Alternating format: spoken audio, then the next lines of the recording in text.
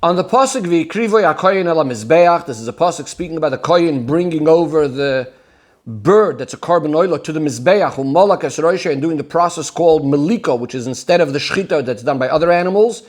V'hiktir hamizbeach, and burn it on the mizbeach. V'nimtza dami, the blood will be squeezed out al kir hamizbeach, onto the wall of the mizbeach. Rashi quotes the words v'nimtza damoi, and he explains that this is an expression of, Rashi quotes two psukim, mitz apayim, which would be like the pressing out of anger, a pasuk that we'll discuss a little bit more later in the Sicha. Another pasuk, afes hameitz, that the milking has come to an end. Again, we'll discuss this pasuk a little bit later. So Rashi says, koivish beis hashchita, that in our case, the kohen presses the bird, the part where it was slaughtered, onto the wall of the mizbeach, and the blood gets squeezed out and runs down on the wall of the mizbeach. Now, simply what Rashi is coming to explain is the word v'nimtza. This is a word that doesn't appear earlier in Chumash. It's generally not a word that's common in Torah, and therefore Rashi explains to us that it's an expression of mitz apayim or ki afes hametz. The Rebbe says we need to understand what is the connection of this to the explanation that Rashi gives right afterwards, how he explains how this is done. That you take the beis hashchita, you take the bird, and you press it against the wall of the mizbeach, the blood gets squeezed out and comes down. Why is that important and part of the explanation and translation of the word v'nimtza? Rashi puts them both together, usually, and Rashi would usually put these two kind of things separately. If Rashi wants to explain how it was done, that would be in a separate dibur hamaschil, different to the translation of the word v'nimtza. Second of all, the Rebbe asks, why does Rashi need two proofs for the word v'nimtza? Why isn't one enough? A third question the Rebbe has is, why does Rashi bring specifically these two psukim when there are other psukim in Nach as well? In fact, some of them being before these psukim that we just quoted. Furthermore, the Rebbe says, in Mishlei, the place where Rashi brings the expression of mitz apayim, Rashi himself goes ahead over there and explains that word mitz. And he explains that it's in the word vayimetz tal.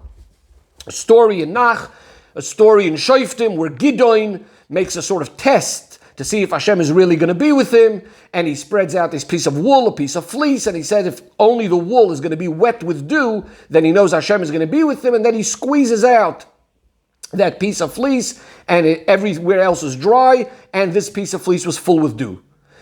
So seemingly Rashi should have brought that pasuk, Vayimetz tal, a pasuk from Shoftim.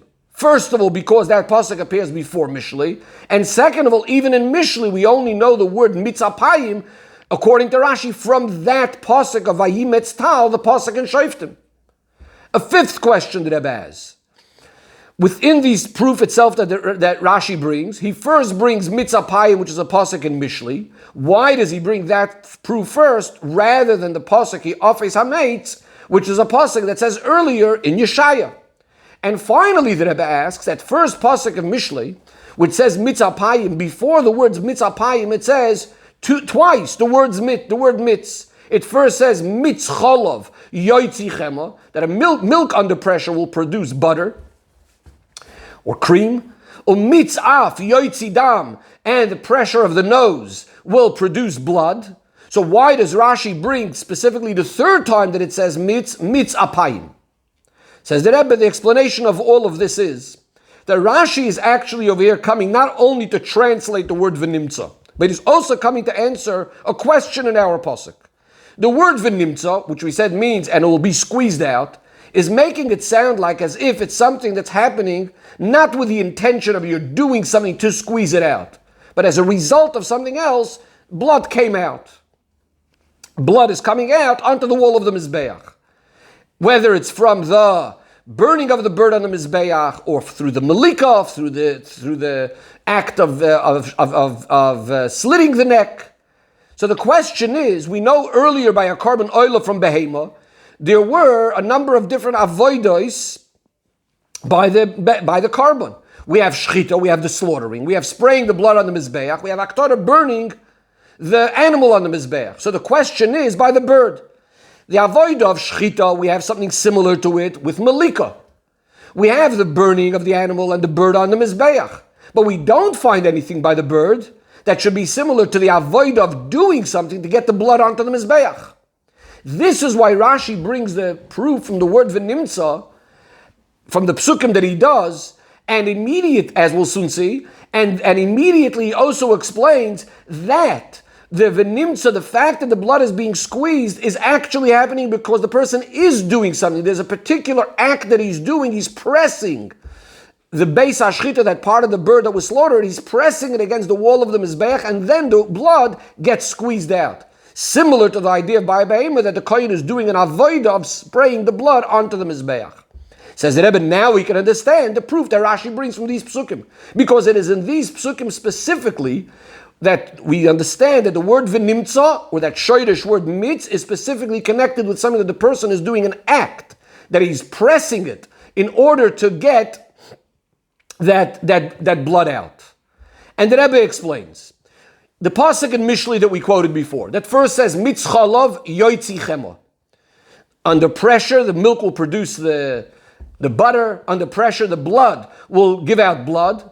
That's not going to be a proof for our pasuk that the nimtza has to be in a way that you're pressing the bird against the mizbeach. Why is that? Because when it comes to butter coming from milk, or blood coming from the nose, that doesn't come from an act of pressing the milk or pressing the nose. Rather, it's going to come by if it gets hit by something, if it gets banged around, if it's beaten. That's the way butter comes out of milk. In fact, in the unedited version of the Sicha, the way the Rebbe said it originally by the Fabranian, the Rebbe connects the word butter to the word batter, like something's battering, in other words, being banged around. Furthermore, the Rebbe says, sometimes the cream or the butter will float up by itself onto the milk, and the same thing with blood coming from the nose. It came by itself. It could sometimes come by itself, as we could see practically. So therefore, these psukim these words wouldn't be a proof for Rashi. What Rashi is trying to say, that no, there needs to be the act of actually pressing and squeezing the blood out. And this is why Rashi uses the end of that pasuk, mitzah payim yoitzi riv, that the pressing of the anger produces a fight, produces arguments and quarrels. Because mitz over there is in the same way like pressing the bird against the mizbeach. Because when you press, when you squeeze, when you push out the anger to the outside, that's what's going to cause, as the pasuk says, will cause fights, will cause arguments. Now, this proof itself is still not going to be enough. Why? Because the pressing or the pushing from the anger to the outside is not an act, is not doing something with a physical action. Different to the bird, where you're actually pressing or squeezing the bird against the mizbeach. This is why Rashi brings another pasuk, and he says, "Ki afes hametz," that the milking has ended. What does the pasuk mean over there? As Rashi explains, Rashi says there it's referring to the milk and the cream as a result of that's squeezed out, that comes out, that's pressed out of the sheep and the cattle. Now there, milk definitely comes through an action, and the milk comes, how does it come? Not by hitting it or beating the animal, but by squeezing to get out the milk. Now why is this pasuk, Afis HaMeitz, not enough? Because the context of that pasuk over there is that, as Rashi explains over there, that the richness of speaking about Moav over there, is all going to be over. It's going to be, their wealth, their glory is going to be over, because they're not going to have any more that which came from their cattle, the milk that came from it, etc., etc. So the Rebbe says in that pasuk itself, again, not necessarily we would be able to say that the word mitz is referring to the act of squeezing. It's rather just a description of all that richness and glory that comes from the sheep and the cattle, which is a result of the milk that came from the cow. As Rashi explains over there, ha-mitz shelcha. What does mitz mean? Rashi says, your richness, your glory that you had because of your sheep and cattle, from which you have gotten the milk and butter. But again, therefore, the pasuk office ha-meitz itself, which is really referring to the result, the richness that they had, wouldn't be a proof that mitz means squeezing or pressing. Therefore, Rashi needs that first proof from mitzah payim, where there it's actually referring to the act of pressing or pushing out that anger. Now, why doesn't Rashi bring the proof from Shoftim, where it says vayometz tal min hagiza, where he had squeezed out the dew out of the fleece, which there definitely is an act? So the Rebbe says, because in that same pasuk in Shoftim, before the words vayometz tal, the pasuk first says vayizar es hagiza. What does vayizar es hagiza mean? Rashi explains that he squeezed or he pressed the fleece. Rashi says, Loshin machbish, a Loshin of pressing. So since we have already in that pasuk the expression of pressing, so when it says Vayometz tal, that says right afterwards, it must be not the act of the pressing within the fleece itself, but rather we're speaking again about the fact that the dew was squeezed out, came out from the fleece. As the pasuk says, Vayometz tal min hagiza, that the dew was squeezed out, was wrung out of the fleece, meloya seifel mayim, a full bowl of water. So again, in that pasuk Vayometz tal, for Rashi over here to use it wouldn't have been a proof enough, because over there Vayometz tal is again the fact that it's being squeezed out, but it's not focusing on the act of squeezing. The act of the pressing, that was in the previous word, Vayazar, esagiza. And therefore it's not going to be an accurate example for our case where we want to say that the Nimtza Dami is coming to emphasize that you need to have that act of pressing and squeezing the Beis HaShchita. Why is it that in Mishlei, where Rashi is explaining mitzapayim, there Rashi does use this example of Vayometz tal, says the Rebbe, because in Mishlei, what Rashi is coming to explain is, the pasuk over there, as we said before, says three things. There's mitzcholov, the milk that came from that was under pressure, and mitzaf, the nose that the blood had come out from, and mitzapayim, when the anger is being pressed. So Rashi over there is trying to tell us the common denominator between all of these things in mitz. And there, it's not about how it's being done. It's not about how it's being pressed. It's clearly going to be done differently by milk and by the nose and by the anger. Each one of these is going to happen in a different way, as we said. What Rashi is trying to say is that the tzad hashava, the common theme between these three things is the result. That yoitzi, again, the cholov, what comes out of it, is the butter, etc. And from the nose, the blood, and from the anger comes out the fights. So over there, for this would be a good proof, what says in Shoftim, Vayometz tal, that the dew was squeezed out, had come out from the fleece. But for our pasuk, where the emphasis we're trying to speak about is that the act of pressing, that pasuk wouldn't have been good enough.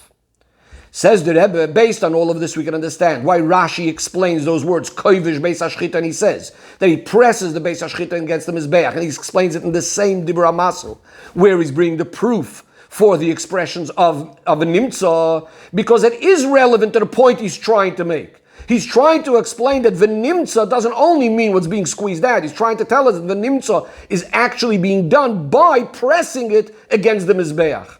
In other words, just to summarize, Rashi is not coming to tell us another technical detail. The nimtza means it's squeezed out.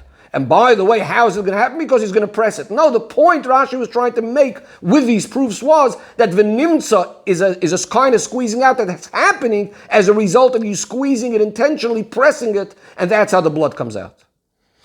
Says the Rebbe, what still needs to be understood is, why is it so important to say that the squeezing of the blood is coming by pressing the Beis HaShchita, and therefore Rashi needs all these proofs? Why can't we say that it's happening in some other way that the blood is coming out? So the Rebbe says, based on what we explained earlier, Rashi is trying to explain to us that the nimtza is the act similar to, like when the Kohen sprays the blood of the behemoth on the Mizbeach here, the Kohen is doing an act to get the blood out of the bird. Therefore, the Rebbe says it's obvious that there needs to be a certain similarity between these actions. And this is going to happen only if he's actually pressing and squeezing out the Beis HaShchita, getting the blood out. Why is that? So let's look at the example of blood, for example, where someone got a bang, someone was beaten, and blood came out. Whether it's like the example we said before from the pasuk, mitzaf yoitzi dam. So the blood came out of the nose, but how did it happen? It's not that there's a constant beating or banging of the nose and blood is coming out. Rather, there was a certain bang, a certain clop that the person got that caused that the blood starts coming out, and then it's just flowing by itself. As opposed to liquids that come by actually pressing and squeezing like milking the cow, then it's the liquid, the milk in this case, coming out is the result of a constant act of pressing on the animal. And since we're trying to say that the nimtza dama is similar to the zrika, the spraying of the blood on the mizbeach, when the blood is sprayed on the mizbeach, the whole act of the blood coming is coming directly from the kohen's act of spraying it onto the mizbeach. It's not that he did something that caused that the blood should go on the Mizbeach. It's all happening because of the Kohen's act. Therefore, Rashi says so too. The Nimtza Damoy is in a way that he's pressing the Beis HaShchita. He's actively causing the blood to come out the whole time. Not only doing something and having, as a result of that, the blood ending up oozing out. The Rebbe concludes with Yeina Shel Torah, that in this Rashi. And the Rebbe says it's known what the Ramban tells us regarding the avodas that we do with a korban that brings a kapara for the person. A person needs to think to himself that he had done a sin to Hashem with his body, with his soul, and really he would be deserving that his blood should be spilled and his body should be burnt, if not for Hashem's kindness, that Hashem is taking something instead. In other words, the blood of the korban is instead of his blood, the life of the korban is instead of his life, and so on. Says the Rebbe, this is the idea also, that we bring the fats of a korban and the blood of the korban on the Mizbeach. In Avodas Ha'adam, this means that the fats represents his pleasure, his delight. Blood represents his koch, that which he has a real strong enthusiasm in. These are the things that he has to offer up and give away to Hashem. Says the Rebbe, therefore, when we finish describing the first category of karbonis that the Torah describes, the korban oila. As we know, a oila also brings kapara. It brings a kapara for a mitzvah saseh if someone had not done a positive mitzvah, or lav shenitik laseh are certain types of aveiros that the Torah says if you have done it, so then there's a certain mitzvah saseh that you could do to make up for it. So a korban, it applies in these cases as well, a korban oila that is. So Rashi tells us by this korban, the nimtza damoy, that by the spraying of the blood, which as we know, that's the main kapara when the blood is sprayed. How does it happen? It has to happen in this way of pressing, of squeezing.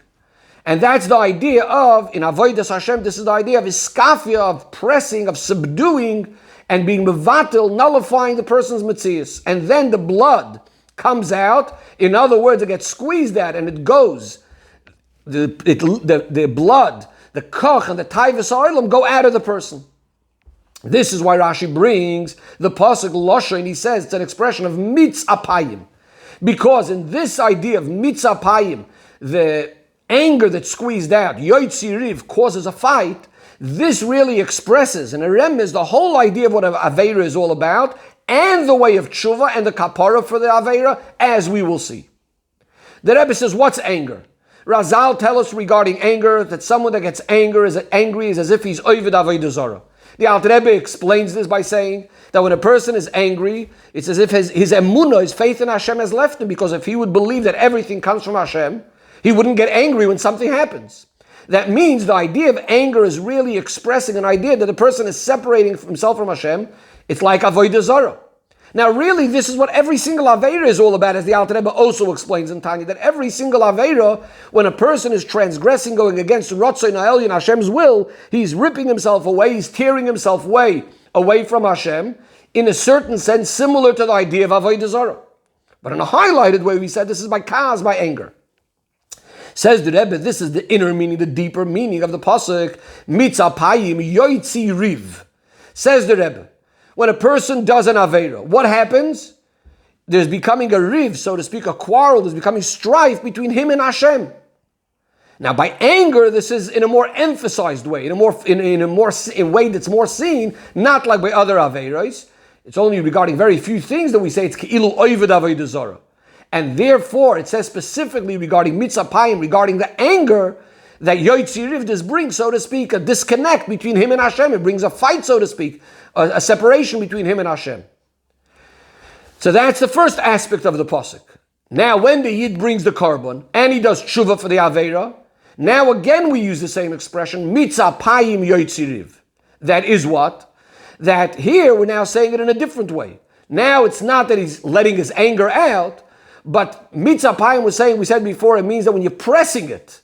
But in this case, we also mean that he's, in other words, holding it back, pressing it down, that it shouldn't come out.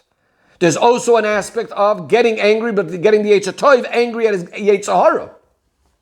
This is generally really what we're speaking about. The tshuva is that the person is now trying to knock down his anger or knock down his Yetzer Hara. The Rebbe says again, generally, this is true regarding every Aveda, because what's tshuva for the Aveda, where he's pressing down, he's crushing the Yetzer Hara, which had caused him to be over on Hashem's Ratzon, to tear him away from Elikus. And therefore, Yoitzi Riv, what does Yoitzi Riv in this case mean? causing the fight with the Yetzer Hara. Says the Rebbe, this is actually why the expression of the pasuk is mitzapayim instead of af. Apayim, lashon rabim, in the plural, because the anger that we're speaking about is, number one, there's the anger that brought originally the fight with the Eibishter Rachmana Litzlan, so to speak. That's one aspect of it. But then there's the opposite aspect. There's the fact that the person is pressing his anger, subduing himself, and to separate himself from the Isser, from the Aveira, when he's doing tshuva and bringing the carbon, and that now is bringing the fight with the Yetzer Hara. Says the Rebbe, one could ask, since a Yid on his own definitely is not shayich to any sort of Aveira, as the Alter Rebbe says that a Yid neither he wants to nor he can be separated from Hashem, and the fact that it even happens that a person falls through an Aveira is, so to speak, as if Hashem has set it up that there's a Yetzer Hara and causes a person to do an Aveira, etc., etc. And that's why we say, Bal Yidach Mimenu Nidach, that ultimately every single Yid will do tshuva and come back, no one will be pushed away forever. What was the point? Why there did need to even be this concept that there could be a Yerida, there could be a descent, there could be a concealment as a result of the Aveira? And this is where Rashi goes on and says, and brings the next pasuk. Ki afes hametz. What's Rashi telling us? This is referring to, we said before, the milking that comes from the sheep and the cattle. That is, again, that comes from squeezing, from pressing. And this is referring to after the Yid had done that's what the Yid is up to now after the tshuva, is similar to chalav, similar to milk. That is, chalav on its own, milk on its own, there is actually a svara, kasalka daitach in Torah Semes, that the chalav, the milk, should have actually not been allowed to be drunk. Different reasons why that is. Either it's because dam nekar v'nasa chalav, because the milk is, so to speak, originating within the blood of the person, of the blood of the animal, or because it's aver min achai, because it's coming from a live animal. Different svaris of possibly why chalav would have not even been allowed. However, the Torah is machadish. The Torah comes along and says that no, you are allowed to have milk. In fact, milk is one of the things that we praise Eretz Yisrael with. Eretz Zovas, Cholav Advash. What does this show? Here we had a thing that seemingly should have been awesome, but we're saying no, we're transforming it. It's an Indian of Ishapcha. That which Torah said seemingly it should have been awesome, and yet Torah is coming and allowing it and praising it. Says the Rebbe the same thing, Baruch Yisrael Yanim. The whole idea of mitzapayim yotziriv, the whole idea why there was any anger, why there was any avera, why there was, so to speak, a quarrel with Hashem. And then there had to be that the person holds back his anger. And the fight with his Yetzer Hara. All is really for the purpose of his skafia, of his hapcha, of subduing, of transforming the Nefesh HaBahamis, transforming the bad into good. As the Alter Rebbe says in Tanya on the Pasuk, called Po'al Hashem L'Ma'aneu, everything Hashem has made for his sake. The Gam Rasha L'Yom Ra, even the Rasha for a bad day. What does that mean? Rashi says the tachlis of even a Rasha is that he should do tshuva from his wickedness and transform the bad into day, into light up above.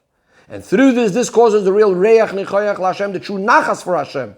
As the Alter Rebbe describes over there in Tanya also, that there's the nachas that comes from something sweet originally, and then there's a special pleasure of something that's sharp or spicy, but when it's done up and made very well, to the extent that it becomes a delight to revive the soul, and this causes that istalik yikara de kuchabricha, that the Eibishter's light, the Eibishter's glory shines in a very strong way, b'chulu olmin in all of the Oilmis.